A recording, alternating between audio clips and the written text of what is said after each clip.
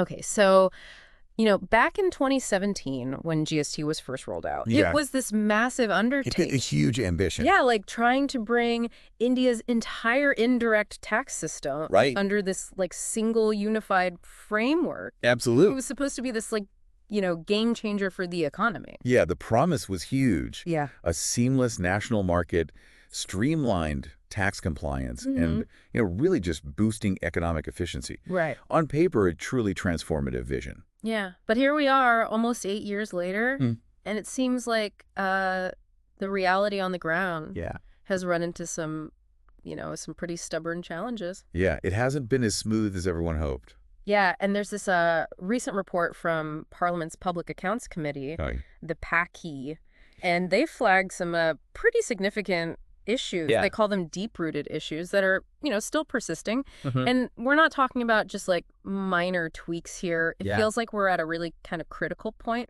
Absolutely a critical juncture. Yeah, for India's economic architecture. For how the whole system works. Exactly. And this PAC report is really important because it provides this checkup. How is GST actually performing? Right. Where have things fallen short of those initial high hopes? Right. It's a time to kind of take stock. Yeah. And think, okay, where do we go from here? Exactly. And that's exactly what we're going to do today. Yeah, let's dive in. We're going to unpack the key findings of this PAC report. Our source for this is the Indian Express. Okay. And we're going to really break down what you need to know about the current GST landscape. Absolutely. So think of this as your concise but comprehensive understanding of where things stand. And for those of you preparing for the UPSC exams, this is really important. Absolutely. Because you need to understand the intricacies of GST, the challenges, the potential reforms. Yeah. This is all crucial for your mains answers. Right. Especially when you're talking about policy challenges, economic governance. Right. Not to mention even for prelims. Yeah. Identifying those key terms in those institutions. Absolutely. So let's jump into it. Okay. The report starts off by highlighting this area that's been a concern for a while, and that's the compensation provided to states. Yes. It sounds like there are some real question marks here. The payee is very concerned about the lack of transparency and proper auditing when it comes to how this GST compensation is actually given to states. Okay. And what's really interesting and frankly a little bit concerning is that the CAG, the Comptroller and Auditor General, has not been able to audit the GST compensation fund. Wow. For over 6 years. 6 years? Yeah. That's a long time. It is, and it's because the Ministry of Finance Okay. hasn't given them the financial data. Wow, so they haven't been able to do their job.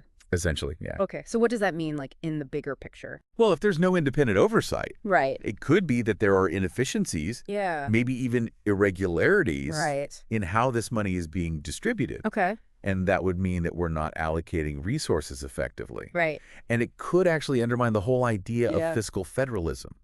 Which GST was supposed to improve. Exactly. Right. Okay, so I can see why this would be a major issue for states. Oh, absolutely. Especially those, like, big industrial states like Tamil Nadu, Yeah. Karnataka. Yeah. They were anticipating that their revenue might go down Mm-hmm. when GST was introduced. Yeah, because the whole system was changing. Right. And they were told, don't worry, Yeah. you'll get this compensation. Right, to make up for it. Exactly. And they've been relying on that. to balance their budgets. Yeah. To fund their development projects. Right. So this uncertainty is a real problem. It makes it really hard for them to plan. Yeah. And the fact that there's no audited data just makes it even worse. Yeah. Because, like, they're flying blind a little bit. And it's not just about the process either. Oh. The report also gives some pretty stark numbers Yeah. about inconsistencies and outstanding amounts. They looked at over 10,000 cases, Okay. and they found 2,447 inconsistencies. Wow, that's a lot. It is a lot. Okay, and how much money is still outstanding? Around 32,577 crore. Wow. That's a huge amount of money. Yeah, it really underscores the need for better management Absolutely. and auditing. We need accountability. Yeah, to make sure the money is going where it's supposed to go. Exactly. Okay, so we've talked about compensation. Right. But the report also looks at, the GST system from the perspective of businesses. Yeah. And it seems like just trying to comply with all the requirements is still a real struggle. That's like navigating a maze. Yeah. Navigating the compliance maze. I like that. Right. Yeah, that's a good way to put it. The PASCC has found all these procedural inefficiencies that are making GST compliance really difficult. Yeah. And this creates a problem for both sides. Okay. The government isn't getting its revenue on time. Right. And businesses are having cash flow problems. Right, because they're waiting on refunds and things like that. Exactly. So what are some specific examples? Okay, well, one thing is that there's still confusion Okay. about tax jurisdictions, which leads to delays in processing refunds. Right. And then there's this statistic about cancellation of GST registrations. Okay. They studied almost 15,000 cases. Right. And in over 6,000 of them, wow, show cause notices weren't issued. So basically, they were canceling registrations without following the proper procedure. Exactly. That seems like a big problem. It is a violation of legal procedure. Wow. Okay, Yeah. so what else did they find? Well, they also found that taxpayers are having trouble Okay. with their initial registration applications. They can't withdraw them. Oh, They can't even modify them. And sometimes they're just rejected and they don't even give a reason. without any clear reason. Yeah. So it's just like this black box. Yeah, it's very frustrating for businesses. Yeah, just trying to follow the rules. Exactly. And we can't forget about the delays Right. in input tax credit refunds. Yes, ITC refunds are crucial. And for those who don't know, Yeah. ITC is basically a way for businesses to get credit for the taxes they've already paid. On their inputs, yes. Right, on the things they need to make their product or service. Exactly. So these delays really hurt. Especially MSMEs. Right, those micro, small, and medium enterprises. And exporters. Yeah, they operate on tight margins. They need that money to keep running. Yeah, and exporters too. Absolutely. Okay, so I know that the ministry has said that they've automated some of these processes. They have. To make things more efficient. Yeah, they're trying to use technology to streamline things. Right, but the committee isn't so sure. Well, they're concerned. Yeah. Because there's not enough documentation. Okay. And there's not enough manual oversight. So they're worried that the technology isn't being used effectively. Exactly. How do you know if it's working if you're not keeping track? Right. You need people to be checking. Exactly. Okay, so we've talked about compensation. We've talked about compliance. Yeah. And you mentioned refunds a few times. Yes. The report really focuses on that. It's a major area of concern. Yeah, the refund mechanism just isn't working well enough. Businesses are waiting way too long. Yeah, and we talked about how those delays have a real impact. They hurt businesses financially. Yeah, it's not just an inconvenience. It affects their bottom line. Right, it can even put some businesses at risk. Especially the smaller ones. Right. So what's being done to fix this? Well, the finance ministry knows it's a problem. Okay. And they've said that they're going to make improvements.